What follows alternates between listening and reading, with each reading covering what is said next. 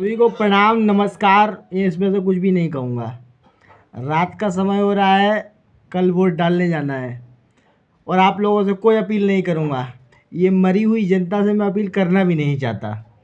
ऐसी जनता जो जाति धर्म के उस पर बट रही है या किसी और चीज़ में बट रही है, मैं ऐसी जनता से अपील करना भी नहीं चाहता और रखना भी नहीं चाहता ऐसी बातें। और ऐसी मरी हुई जनता के लिए मैं अपने क्या कि इतना समय व्यर्थ भी क्यों करूं। पर क्या करूं, युवा हूं, कुछ जगाना चाहता हूं। पर अंदर का युवा ये भी बोल रहा है कि इन लोगों को जगाने का फ़ायदा भी नहीं, इन लोगों को सो जाने दीजिए।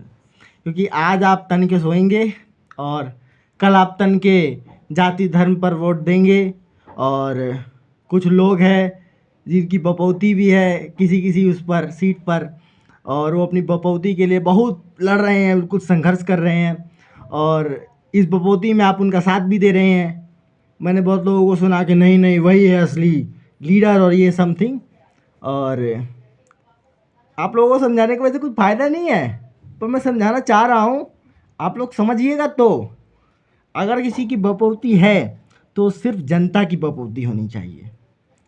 अगर प्रतिनिधि आपके समक्ष खड़ा हो सकता है, आप प्रतिनिधि के पास जा सकते हैं कि हाँ भाई मेरा ये काम कर, मेरा ये काम होना चाहिए, तब मैं मानूंगा उसको एक सफल डेमोक्रेसी, सफल गणतंत्र आपके उसमें, कि हाँ भारत एक सफलता की डेमोक्रेसी की ओर जा रहा है। पर अगर वो डीएलएफ में जा रहे हैं और वो घूमने जा रहे हैं तो वो सफल डेमोक्रेसी नहीं मानूंगा।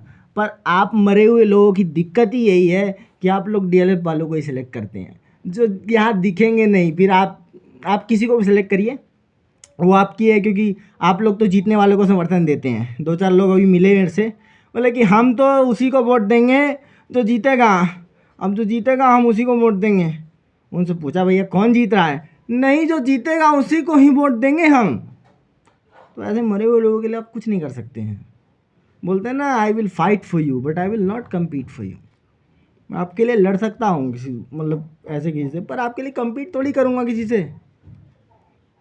तो मैं यही कहना चाहता हूँ, जो करना है करिए, डेमोक्रेसी को ज़िंदा रखिए। मैं एक युवा हूँ, मैं तो डेमोक्रेसी को ज़िंदा रखूँगा भाई। देखो अब मैं अपना मत बिल्कुल खुले तौर पर अगर मेरे से कोई पूछे तो भैया मैं तो दूंगा राजेश लाला को वोट। देखो मैं बिल्कुल सख्त तौर पर कहूँगा, क्योंकि उसको मैंने जो भी प्रतिनिधि है वो उनको मैं साफ जाके कह सकता हूँ कि मेरा काम नहीं हुआ।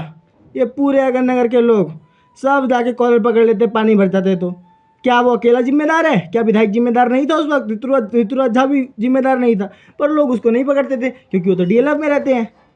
बात तो सारी यही है। अब जो यहाँ रहता है उसको पकड़ लेते हैं लोग। तो मेरे को तो ऐसी नहीं लगती जिसको मैं आके पकड़ लूँ कि काम नहीं हुआ। आप लोगों को डीएलएफ वाले चाहिए तो आप लोगों की मर्जी है। क्या हार में क्या जीत में किंचित नहीं भयभीत में, संघर्ष पर पथ पर जो मिले ये भी सही वो भी सही, पर हार मानूंगा नहीं। मैं तो युवा हूँ और संघर्ष मेरा काम है। और संघर्ष मैं कर क्या रहा हूँ, आप लोगों को ये रात को एक वीडियो बना दूंगा। अब 4 लोग देखेंगे तो देखेंगे, नहीं देखेंगे तो नहीं देखें। कल वोट डालने जाओ नहीं जाओ इससे भी मुझे कुछ ऐसा फ़र्क नहीं पड़ता।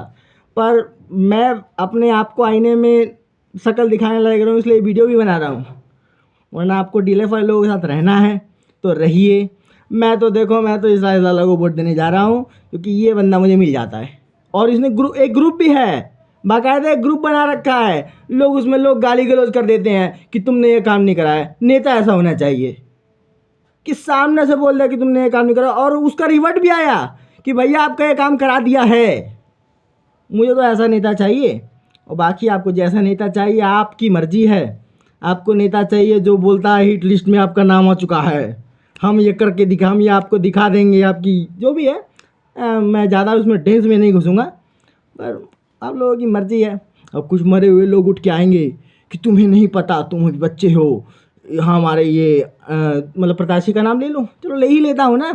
अनिल झा जी ने ये कर दिया है, ये इधर से बजरंग सोरेन ने ये कर दिया है। हमारे लिए जो अवेलेबल है, नेता का काम है जो हमारे लिए अवेलेबल रहे, हमारे दुख सुख में हमारी परिस्थिति को समझे। अगर नगर में जो रहता है वही यहाँ की परिस्थिति को समझता है, तो हमारे लिए तो ये है कि हाँ वो अगर नगर में रहते हैं हमारी परिस्थिति को बेहतर समझ सकते हैं, हमारे क्षेत्र को वो ज़्यादा समझते हैं। तो बस आके आप लोग वोट डालिए, जिसको भी डालना हो, आपकी मर्जी है, हमारी कोई मर्जी नहीं है। हम तो डालेंगे भाई जिसको वोट डालना है। हम तो भाई जो जनप्रतिनिधि उस डेमोक्रेसी को बचाएगा उसके लिए वोट डालेंगे। हम पार्टी विशेष के लिए वोट नहीं डालेंगे। पार्टी विशेष डेमोक्रेसी को ख़त्म करने जा रही है। कल को आपको अरविंद केजरीवाल जी नहीं मिलेंगे, आपको काम आएगा वो आपका विधायक आएगा, आपका जनप्रतिनिधि काम आएगा। आप उसको जाके पकड़ें। और अगर आप ऐसे जनप्रतिनिधि को पकड़ लेंगे जो भागी जाएगा, जो गायब ही हो जाता है, तो उसकी तो बात नहीं। 2 साल से ये निगम पार्षद बने, यहीं रोज़ ऑफिस में मिलते हैं। इनको कभी भी जाके पकड़ लो, ये बेचारे सुन भी लेते हैं।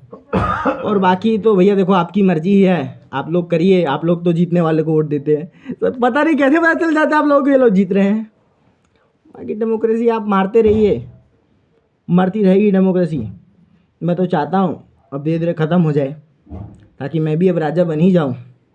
जब ऐसा ही अब ऐसे मरे हुए लोग हैं और मरा हुआ युवा है, तो सब मरे हुए लोग इकट्ठा हो जाए, अनार्की बना लीजिए, ख़त्म करिए ये सब डेमोक्रेसी वेमोक्रेसी, अब ख़त्म करिए फिर। तो इसीलिए निवेदन नहीं करूँगा आपसे, बस मैं आपसे ये कहना चाहूँगा कि अगर अभी भी जिंदा हैं, आपका ज़मीर अभी भी गवाही देता है कि डेमोक्रेसी को बचाना है। भारत देश की इस डेमोक्रेसी जिसको इतना टाइम लगा, 2 साल 11 महीने 18 दिन में डेमोक्रेसी का कॉन्स्टिट्यूशन बना, कॉन्स्टिट्यूशन बन के तैयार हुआ, इन्फोर्स हुआ 26 जनवरी को, इतने हस्ता इतना मत्था बची हुई। अगर ये भी आप नहीं समझना चाहते, उसको बचाना नहीं चाहते, तो भैया देखिए जिम्मेदार अब ये राजतंत्र का आप ही होंगे। क्योंकि अभी ये धीरे धीरे ना बपौती करते जा रहे हैं कुछ लोग, तो बपौती किसी की नहीं चलती है। तो अब देख लीजिए, आपकी मर्जी है, आपको जो बन सके आप वो करिए। हमारा तो जो बन सकता था, हमने रात को वीडियो डाल दिया है। अब देखना है देखिए, नहीं देखना है तो मत देखिए, अभी काटिए और ख़त्म करिए। जय हिंद, जय भारत।